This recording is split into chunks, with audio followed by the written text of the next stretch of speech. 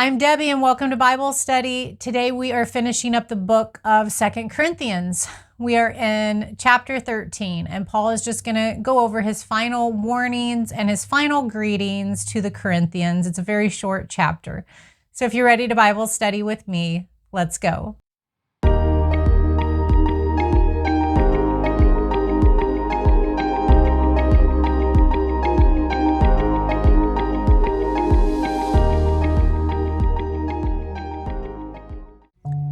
Dear Heavenly Father, we come to you with thanksgiving, and we ask that you give us knowledge, understanding, and wisdom as we study your word together today.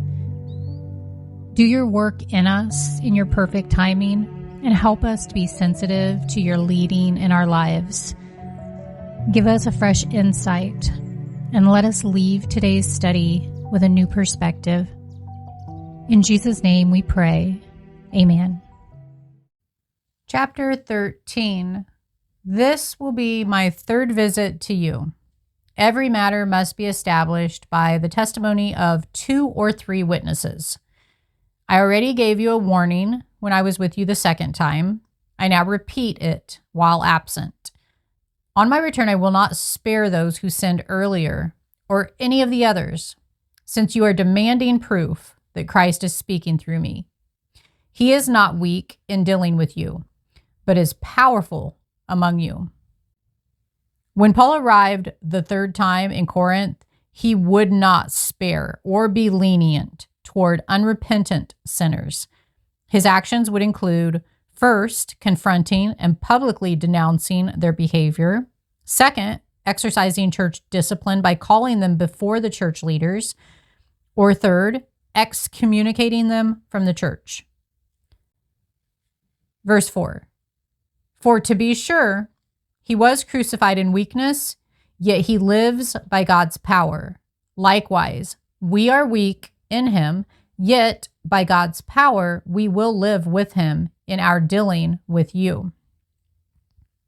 When he says by God's power we will live with them, should be a comfort to all believers. Christians are not just playing church. We're not in this angry ocean of a world in a rubber raft with a plastic paddle. We are passengers on the King's finest vessel, driven by the indwelling power of the Holy Spirit. We may be tempted to underestimate our ability to accomplish what God desires. We forget that Christ is on the bridge, directing the ship safely through the rough seas, then finally into its eternal port. Verse 5, examine yourselves to see whether you are in the faith. Test yourselves. Do you not realize that Christ Jesus is in you? Unless, of course, you fail the test. And I trust that you will discover that we have not failed the test.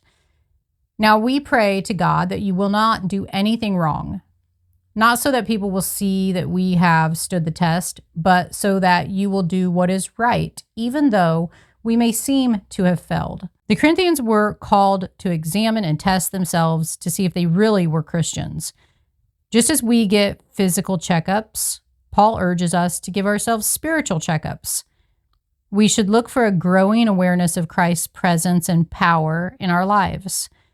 Only then will we know if we are true Christians or merely imposters. If we're not actively seeking to grow closer to God, we're drawing further away from him.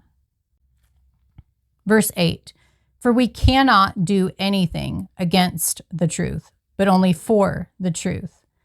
We are glad whenever we are weak, but you are strong. And our prayer is that you may be fully restored. Just as parents want their children to grow into mature adults, Paul wanted the Corinthians to grow into mature believers. As we share the gospel, our goal should not be to merely see others profess faith or begin attending church, but to see them become mature in their faith. Don't set your sights too low. The authority Paul had received from the Lord was to strengthen the believers, not to tear them down. Paul provides a good example for our day. Fellow believers are the temple of the Holy Spirit. The household of faith has no room for the deprecation of fellow workers. This weekend, write notes of encouragement to several people in your sphere of influence who probably aren't being built up by others in the church. And at church, look for people that you can thank or encourage for their service. Remind them how much their presence and abilities are needed in your congregation. Express how much you appreciate them. Verse 11, finally, brothers and sisters, rejoice. Strive for full restoration. Encourage one another. Be of one mind. Live in peace. And the God of love and peace will be with you. Greet one another with a holy kiss. All God's people here send their greetings. Paul's closing words, or what he wanted the Corinthians to remember about the needs facing their church, are still fitting for the church today. When these qualities are not present, there are problems that must be dealt with. These traits don't come to a church by glossing over problems, conflicts, and difficulties. They're not produced by neglect, denial, withdrawal, or bitterness. They are the byproducts of the extremely hard work of solving problems. Just as Paul and the Corinthians had to hammer out difficulties to bring peace, we must apply the principles of God's word and not just hear them. Verse 14, may the grace of the Lord Jesus Christ and the love of God and the fellowship of the Holy Spirit be with you all. Paul's farewell blessing invokes all three members of the Trinity, the Father God, the Son, the Lord Jesus Christ, and the Holy Spirit. Although the term Trinity isn't explicitly used in Scripture, verses such as this one show that it was believed in and experienced by knowing God's grace, love, and fellowship. I'll also put more Scripture up here about the Trinity from Matthew and Luke that you can read on your own time if you'd like. So Paul was dealing with an ongoing problem in the Corinthian church. He could have refused to communicate until they had cleared up their situation, but he loved them, and he reached out to them again with the love of Christ. Love, however, means that sometimes we must confront those that we care about. Both authority and personal concern are needed in dealing with people who are ruining their lives with sin. But we can take several wrong approaches in confronting others, and these can further break relationships rather than heal them. We can be legalistic and blast people away with the laws they should be obeying. We can turn away from them because we don't want to face the situation.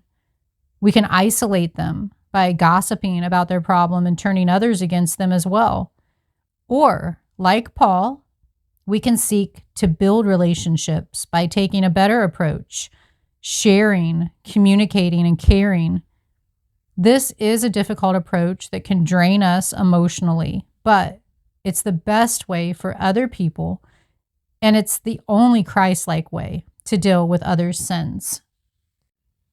I am going to try to scroll this list of scriptures all the way from chapter 1 to chapter 13 of the book of 2 Corinthians for you in case you would like to jot down any.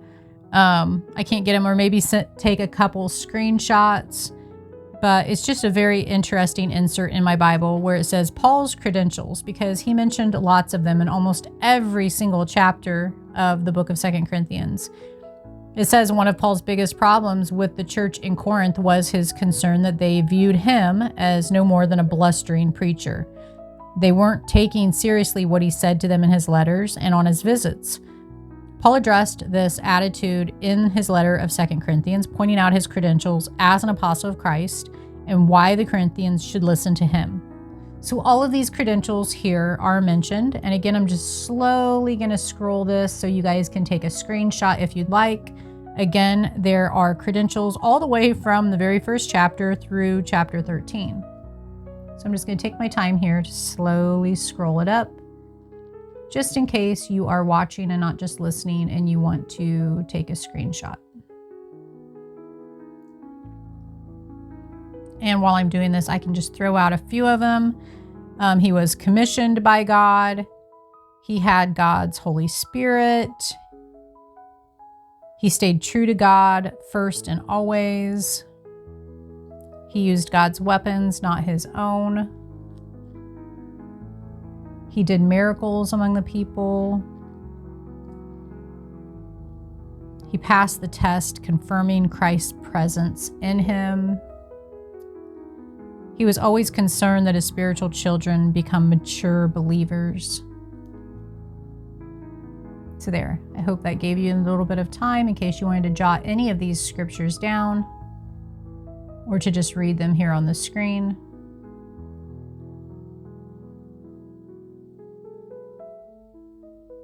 And thank you guys for joining me for the Bible study on 2 Corinthians. I'm not for sure which book we're going to do next, but I will pray about it and you will see when you click on the next video. Grace and peace.